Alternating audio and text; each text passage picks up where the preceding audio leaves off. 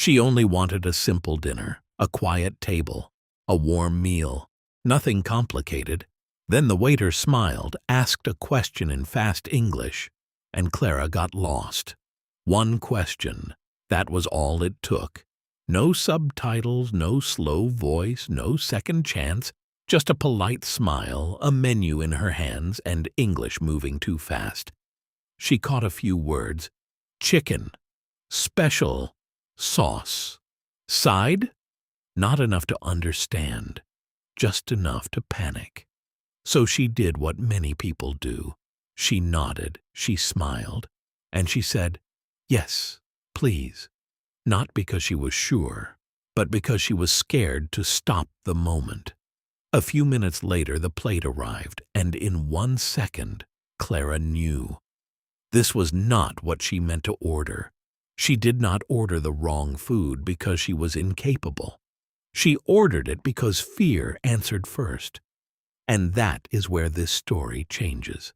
In the next part, she learns the first phrase that could have saved the moment. A few minutes later, the right plate arrived, and with it came a quiet new feeling. Relief. Not because her English was perfect, but because she finally used it. In the next part, she learns the phrases that help her order with more confidence. Her first instinct was silence, a polite smile, a small nod. The old fear saying, "Don't make this awkward. Don't stop the waiter. Don't expose your English." He asked, "What did you order?" Clara took a breath, pointed to the menu, and said, "I wanted the grilled chicken, please." Simple, clear, enough. The plate arrived, and Clara knew immediately this was not the dinner she meant to order. Not the wrong sauce, not a small detail, the wrong dish. She did not need a perfect speech. She needed one clear sentence. So she called the waiter back and said, "Sorry, this isn't what I ordered." The waiter stopped, not offended, not impatient, just listening. And that changed everything. Because real-life English changes the moment you stop pretending and start clarifying. But hunger is honest, and so is frustration. She looked at the plate, she looked at the menu, and she realized something important. If she stayed silent now, the mistake would become dinner. The real problem was not the wrong plate. It was the moment before that, the moment she nodded without being sure. And Clara understood. Guessing is expensive when you're hungry. So the next time the waiter spoke too fast, she did not panic. She used a simple sentence. "Sorry, could you say that again, please?" Not perfect English, just enough space to understand. Then she asked another helpful question. What comes with that? Because sometimes the problem is not the dish. It is the detail you never checked. When she was ready, Clara kept it simple. "I'd like the grilled chicken, please." Simple, clear, natural. Real-life English does not need fancy words. But this time she did not stop there. She asked, "Does it come with rice or chips?" Now the menu was no longer a mystery. It was a conversation. And before the waiter left, Clara used one last sentence. "So that's the grilled chicken with salad, right?" That one small check protected the whole order. This is how confidence grows, not in silence, not in guessing, but in simple phrases that help you stay present. And in the next part, Clara learns how to ask for changes without feeling awkward. A few minutes later, the plate arrived, beautiful, warm, and wrong. The chicken was right. The side was not. And for 1 second, that old fear returned. Stay quiet. Smile politely. Eat it anyway. Avoid the awkwardness. Avoid the English. But this time, Clara did not disappear.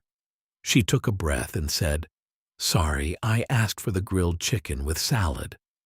Not rude, not dramatic, not difficult, just clear. Because asking for a correction is not complaining, it is communication. The waiter nodded. "Of course," and Clara said, "Yes, please. Could I have it with salad instead?" And a few minutes later, the right plate arrived. Same restaurant, same English, different outcome. Because this time Clara stayed in the conversation. That was the next lesson. You do not need perfect English to fix a mistake. You need one calm sentence.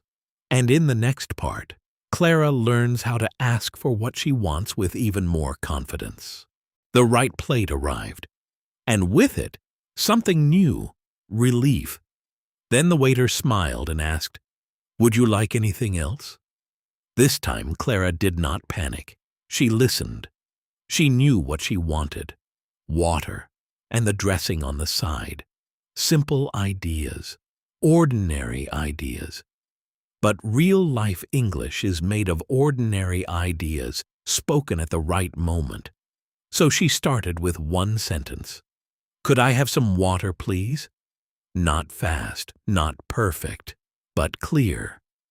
And clear English moves the moment forward. Then she added, "And could I have the dressing on the side, please?" This was not about sounding advanced. It was about saying exactly what she meant. That is the next lesson. When you know the structure, you can ask for many things. Could I have? Could I get? Can I have? One pattern, many real-life situations. The waiter nodded. Of course.